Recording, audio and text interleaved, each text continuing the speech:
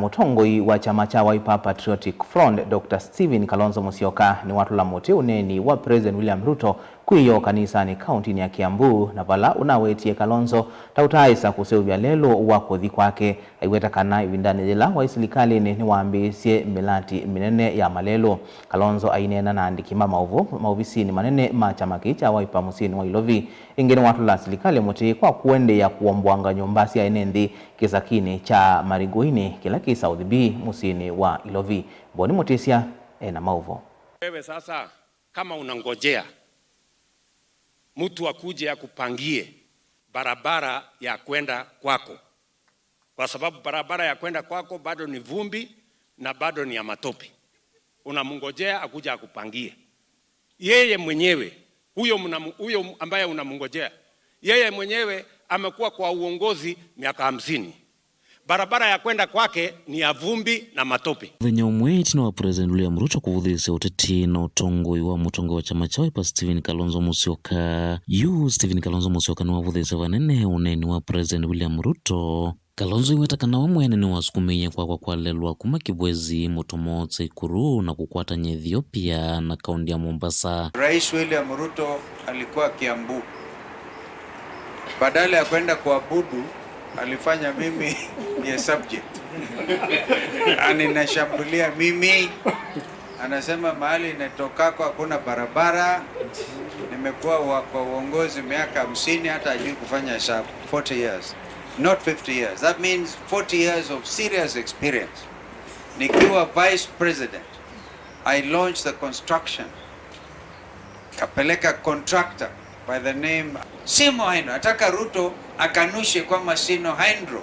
It's a Chinese contractor whom I launched to construct the road from Kibwezi to Mutomo to Kitui to Mwingi to Tseikuru to Maua, na hiyo barabara ina link Ethiopia with Mombasa. I have heard His Excellency Kalonzo Musyoka explaining that when he was the vice president in Kibaki's time, he was approached by the permanent secretary for roads by then, Mr. Kenywa, who proposed that he would wish to have the road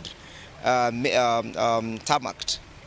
And he was proposing to start from Tseikuru, the home for His Excellency Kalonzo Musyoka, downwards. But because of this selfless leadership that he has, His Excellency Kalonzo Musyoka, I've heard him say that he authorized that the road begins from Mwingi to Tseikuru, as opposed from Tseikuru to Mwingi. Dhino Uneeni wake Kalonzo Musyoka ni wakosoa itambia serikali ya kuombwanga isa kisa Mariguini ila si musini wa Ilovi. Isa soe live ni kudhamia enendhimbe wa ngilili na maana 5. Kalonzo Aiweta Kana lokaulini kuunga maana kuikiria serikali ni hati utuolomi wene koti wa kusia itambia ye na vewelu serikali ukonya enendhivyo yulwa mwango yu wa kwele isa kithi. We have in opposition a document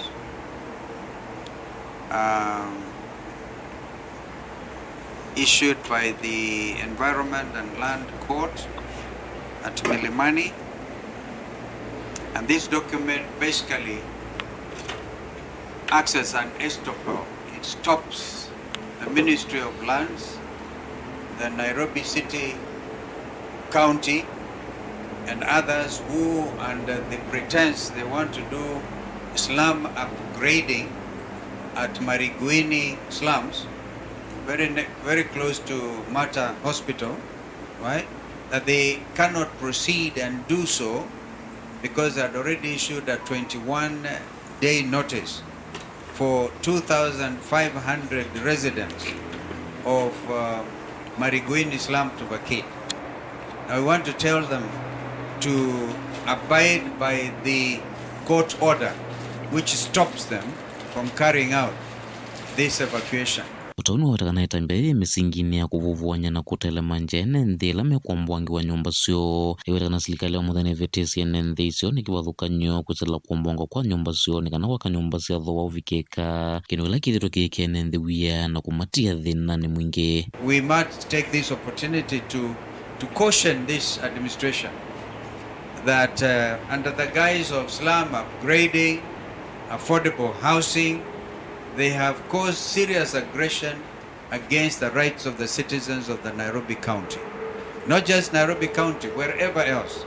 This is why we as opposition are taking exception to threats, because it is not possible for these residents to plan even how their kids are going on holidays and how they are coming to start their next program, because you cannot live under fear. In a democratic state, we reiterate, citizens should never live under fear. Fear belongs to terrorists, not other people. Mutongoi TV, Nyenito Aboni, Muti.